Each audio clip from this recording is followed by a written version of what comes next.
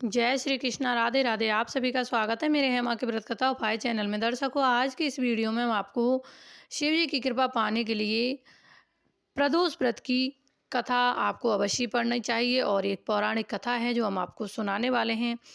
प्रदोष काल में जब भी आप पूजा करते हैं या विधि विधान से उसकी कथा पढ़ते हैं तो उसका पूर्ण फल आपको मिलता है। तो कथा हम आपको ज़रूर सुनाएंगे और आप इसको पूजा पाठ करने के बाद इस कथा को अवश्य सुने, नहीं तो आपकी पूजा अधूरी मानी जाती है कथा के बिना।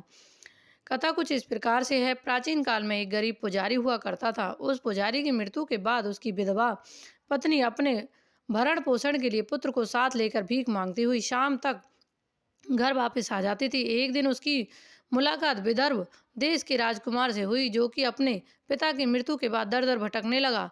उसकी यह हालत पुजारी की पत्नी से देखी न गई। वह उस राजकुमार को अपने साथ घर ले आई और पुत्र जैसा रखने लगी।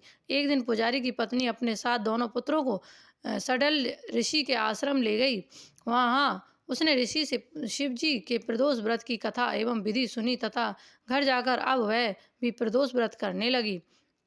एक बार दोनों बालक वन में घूम रहे थे। उनमें से पुजारी का बेटा तो घर लौट आया, परंतु राजकुमार वन में ही रह गया। उस समय राजकुमार ने गंधर्व कन्याओं को क्रीड़ा करते हुए देखा तो उनसे बात करने लगा। उस कन्या का नाम अशुमति था। उस दिन वह राजकुमार घर देर से लौटा। राजकुमार दूसरे दिन फिर से उसी जगह पहुंचा जहां अशुमति अपने माता पिता से बात कर रही थी।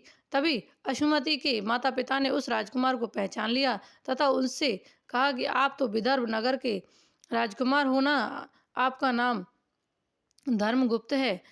अशुमति के माता पिता को वह राजकुमार पसंद आया और उन्होंने कहा कि शिव जी की कृपा से हम अपनी पुत्री का विवाह आपसे करना चाहते हैं, क्या आप इस विवाह के लिए तैयार हो? राजकुमार ने अपनी स्वीकृति दे दी तो उन दोनों का विवाह संपन्न हुआ। बाद में राजकुमार ने गंधर्व की विशाल सेना के साथ विदर्भ पर हमला किया और घमासान युद्ध पर विजय प्राप्त की तथा पत्नी के साथ राज्य करने लगा। वहां उस महल में वह पुजारी की पत्नी और पुत्र को आदर के साथ ले आया तथा उस साथ रखने लगा। पुजारी की पत्नी तथा पुत्र के सभी दुख व दरिद्र दूर हो गए और वह सुख से अपना जीवन व्यतीत करने लगे। एक दिन अशुमति ने राजकुमार से इन सभी बातों के पीछे का कारण और रहस्य पूछा था तथा राजकुमारी ने अशुमति को अपने जीवन की पूरी बात बताई तथा साथ ही प्रदोष व्रत का महत्व और व्रत से प्राप्त फल से भी अवगत करवाया। उसी दिन से प्रदोष व्रत की प्रतिष्ठा व महत्व बढ़ गया तथा मान्यतानुसार लोग यह व्रत करने लगे। कई जगहों पर अपनी श्रद्धा के अनुसार स्त्री पुरुष दोनों ही यह व्रत करते हैं।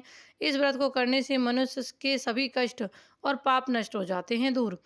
मनुष्य को अभिष्ट की प्राप्ति होती है और सभी सुख प्रदान होते हैं। तो आपको देखो, ये कथा आप जब भी व्रत करते हैं यानी कि आप प्रदोष काल में पूजा पाठ करते हैं तो कथा को आपको अवश्य ही पढ़ना चाहिए और वीडियो को ज़्यादा से ज़्यादा शेयर करें, चैनल को सब्सक्राइब करें। जय श्री कृष्णा, राधे राधे। कमेंट बॉक्स में अवश्य ही लिखें। भोलेनाथ आपकी सभी मनोकामना पूरी करें। हम भी यही उम्मीद करते हैं और प्रार्थना भी करते हैं।